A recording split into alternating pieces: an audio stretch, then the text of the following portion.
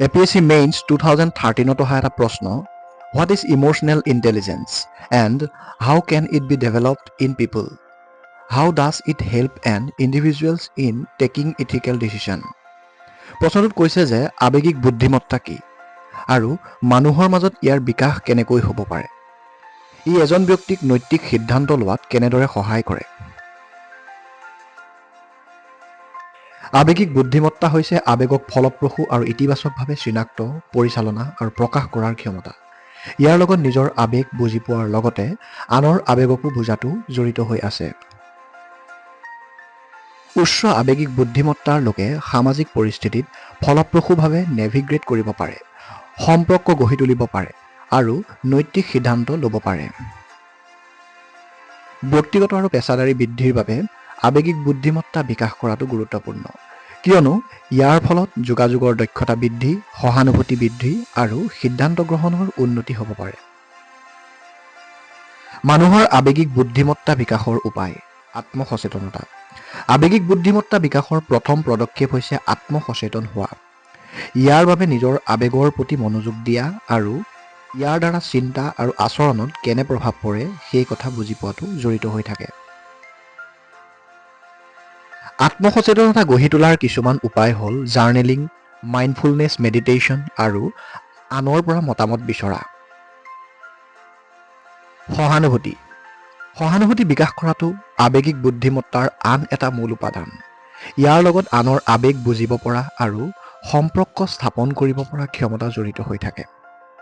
সহানুভূতি গঢ়ি তোলাৰ কিছুমান উপায় হ'ল আনৰ কথা সক্ৰিয়ভাৱে শুনা, নিজকে আনৰ ঠাইত ৰখা আৰু মমতাৰ অভ্যাস কৰা। আৱেগিক নিয়ন্ত্ৰণ। আৱেগিক নিয়ন্ত্ৰণ হ'ল আৱেগক সুস্থ আৰু ফলপ্ৰসূভাৱে পৰিচালনা কৰা। আৱেগিক নিয়ন্ত্ৰণ উন্নত কৰাৰ বাবে কিছুমান কৌশলৰ ভিতৰত গভীৰ উশাহ-নিশাহ, শাৰীৰিক ব্যায়াম আৰু জ্ঞানমূলক পুনৰ মূল্যায়ন আদি অন্তৰ্ভুক্ত।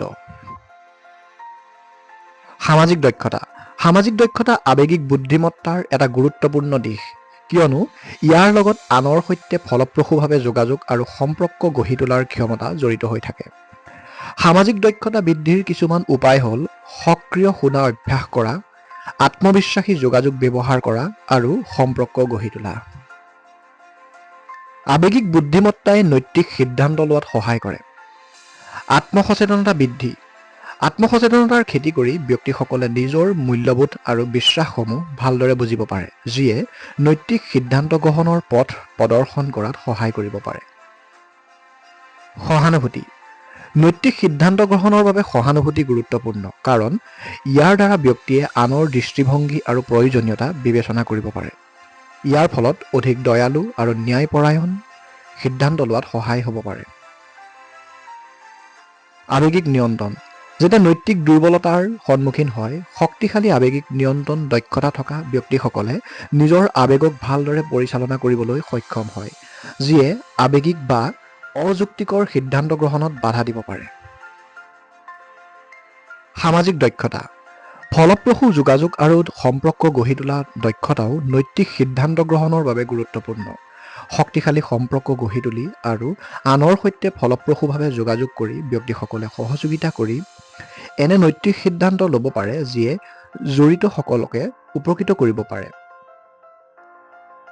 আৱেগিক বুদ্ধিমত্তা ব্যক্তিগত আৰু পেছাদাৰী বৃদ্ধিৰ বাবে এক গুৰুত্বপূৰ্ণ দক্ষতা, কিয়নো ই ব্যক্তিক সামাজিক পৰিস্থিতিত নেভিগেট কৰিবলৈ, সম্পৰ্ক গঢ়ি তুলিবলৈ আৰু নৈতিক সিদ্ধান্ত ল'বলৈ অনুমতি দিয়ে।